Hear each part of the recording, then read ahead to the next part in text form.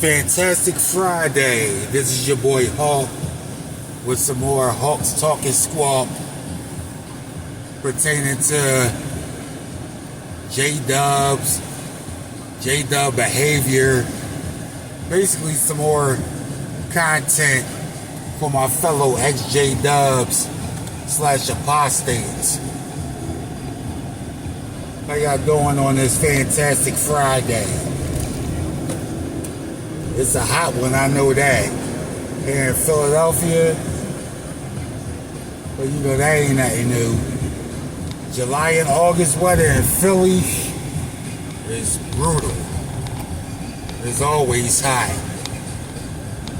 But where a day like today, where it's only 82 degrees, but it feels like it's 90.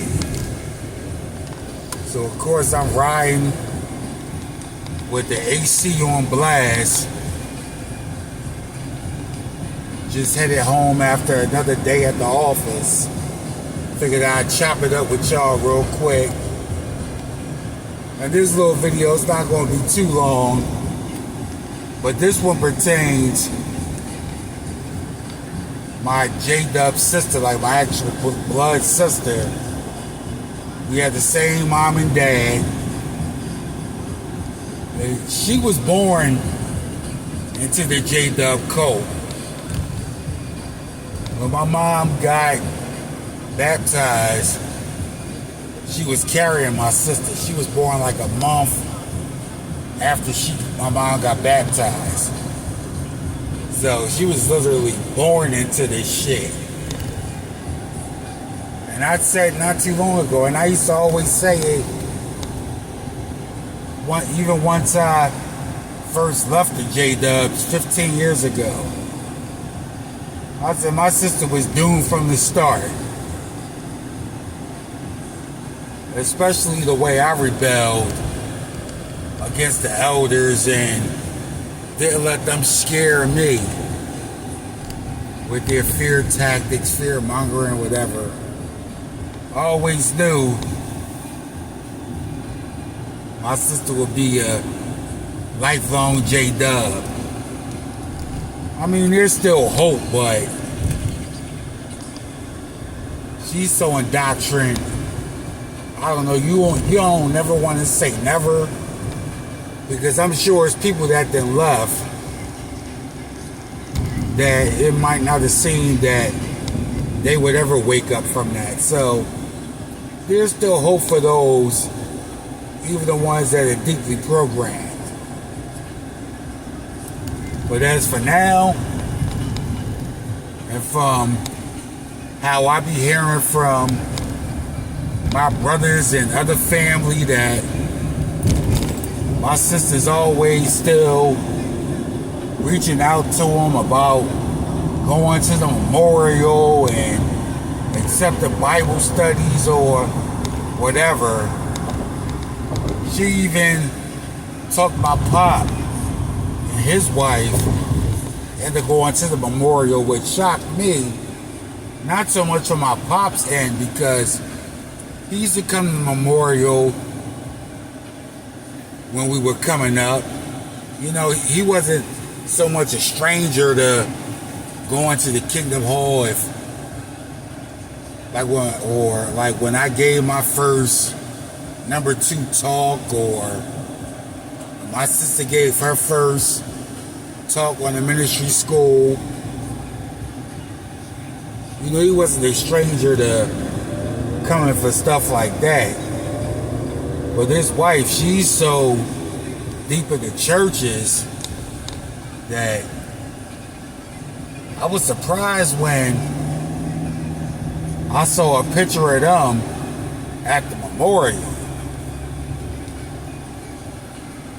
I was like, wow, to my sister, that must have felt like a milestone.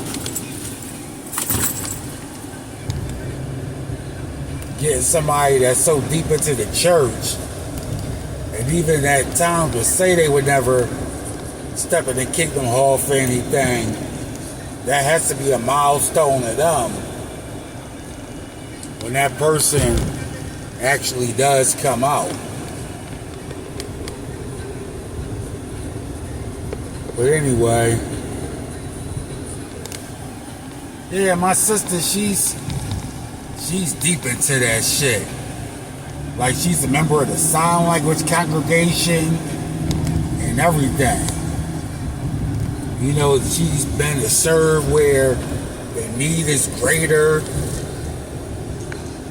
Different countries. I know she was in India.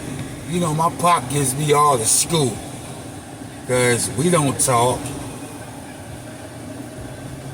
You know what I mean? Like I said, the last time we talked was when I was in the hospital a few years ago.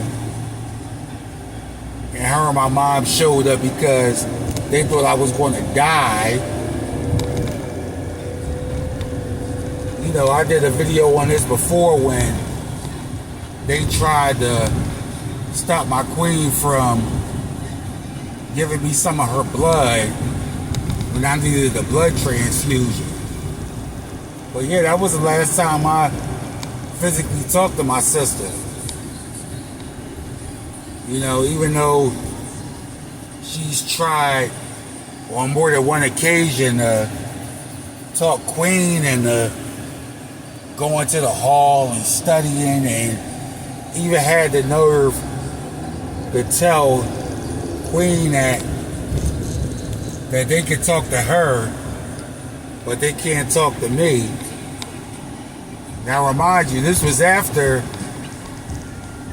Matter of fact, I take that back. Last time I physically talked to my sister was at my uncle's home going, which was a few years ago, 8 years ago, which will be coming up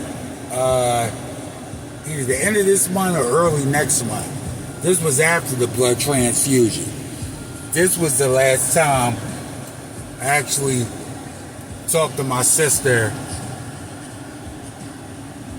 Was at the home going, we took a picture and everything. You know, the picture that you see in the thumbnail.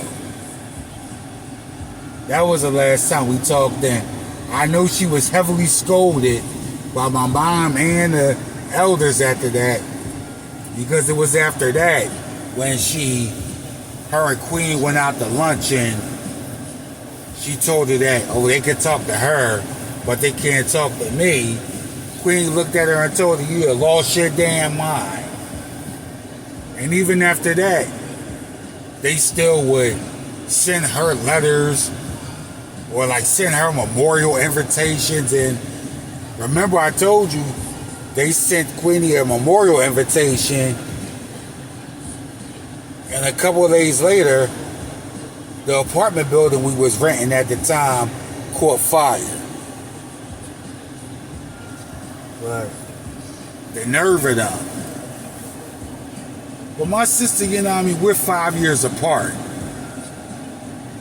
So it wasn't like we were in the same age bracket. But growing up, you know what I mean, my sister always looked up to me. You know what I mean? In the Kingdom Hall around the other kids, in the neighborhood. And my mom being the low-key evil person that she is, always tried to turn my sister against me for whatever reason. It was like she was like a splitter. I'm sure you've heard of parents that are like that. They're splitters. They want to turn their kids against each other so that them as the parent could be the main ally.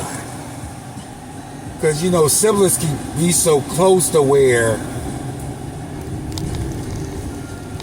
some parents, like my mom, might view it as a threat.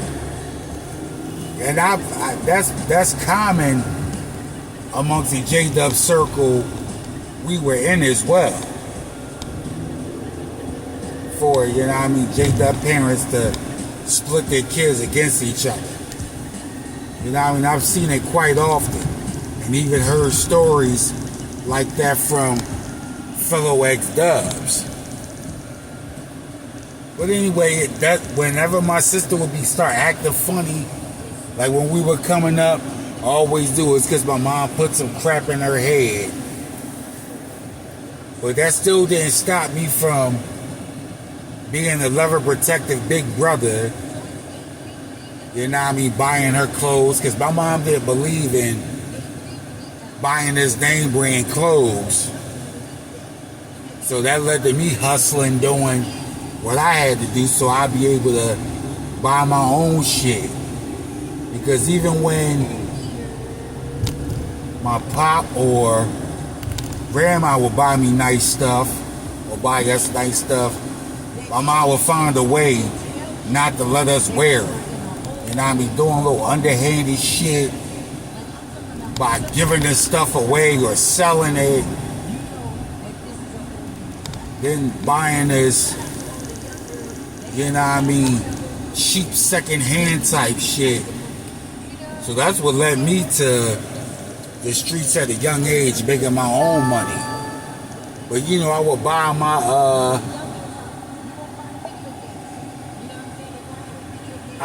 my own stuff, and when my sister got of age to appreciate good clothes, I would buy her stuff.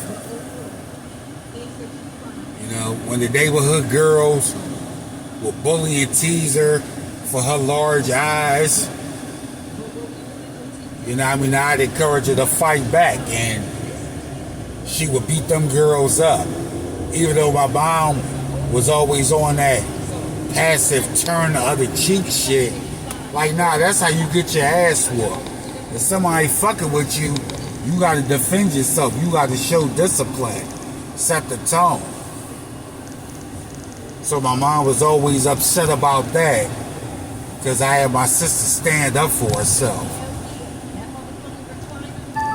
Then there was a time when this older J-Dub guy who had to be in his 20s called himself trying to talk to my sister who was only 14.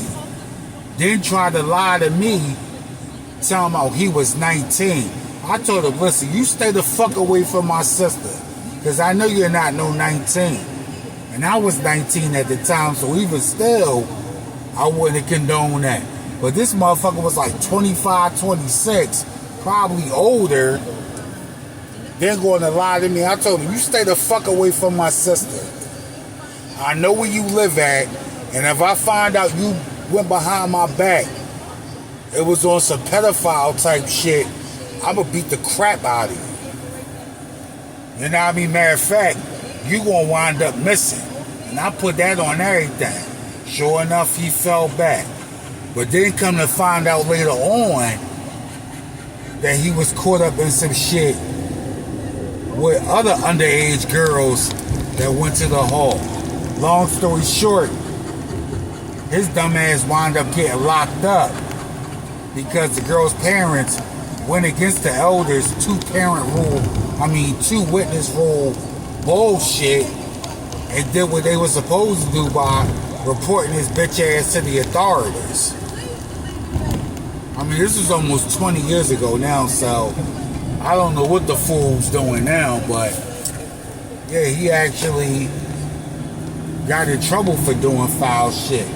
So I saved my sister on that too. Then there was another occasion where this boy that was her classmate at school had this dog, a pit bull, and they was in the neighborhood playing or whatever, and he let the dog loose thinking it was a joke, and he attacked my sister. Luckily, she wasn't hurt real bad. He just ripped up her pants legs and her new Timberland boots that I had just bought her for back to school. So I was like, I'm not going to hurt the kid because he was only about 10 or 11 at the time. But I sure did fuck his brother up. Then his brother went to Overbrook with me, Overbrook High School. Shout out to all my Panther alum. You know, we went to school together, so I had to whoop his ass and let him know, like, your brother do some more dumbass shit with that dog. You know what I mean? And I'm going to make the proper steps, take the proper steps, and have that fucking dog put to sleep. So, they got the message. You know, so, for all the times that I had my sister's back, for her to tell Queenie on the same day that they went out and she told her, oh, we could talk to you, but not to Eric, that same day she had a nerve to talk shit about me, talking about I'm a punk and my bark is bigger than my bite. Like, basically that I'm all bark and no bite. You know, that's shit J-Dubs do. Because I knew she was still butthurt like all of them that I left and denounced that cult. So for her to try to undermine me, and Queenie knew better anyway. She know that I ain't no punk. She see me get busy. And my sister see me get busy, and they both know that I get busy to protect those that I love. So for her to tell her that was just some undermining J-Dub nonsense that they do. You know, mad because I denounced that cult and their imaginary zaddy. But you know, I still got love for little sis.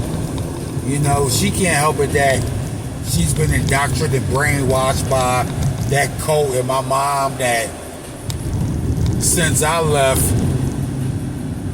put her foot down with sis even more so.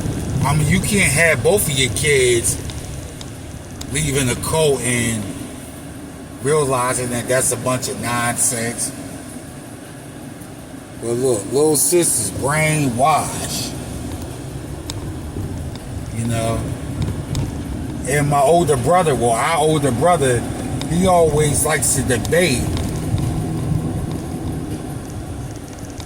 about that cult being man-made, and they'll have their back and forths. But the only facts that my sister can use is what the governing body tells them. You know, they don't have no extra sources, no additional sources to back their claim about the J-Dubs being the truth. All they have is what the governing body tells them. You know what I mean? It's sad. That's why they have them thinking that any information non-J-Dub related is apostate literature and more tools from Satan. You know what I mean? To sway Jehovah's followers away. Yeah, I know. I had to chuckle at that too. But that was just a little talking squawk from your boy Hawk about little sis. You know, hopefully she'll wake up one day. You know, and even the last time we talked, at the wedding, at the homegoing, at my uncle's homegoing, and the time before that in the hospital, I told her, you want to find the truth, you're going to have to look beyond what the governing body tells you. To which they started talking about, oh, that's apostate literature, whatever. And I'm not like our older brother. I didn't have the time.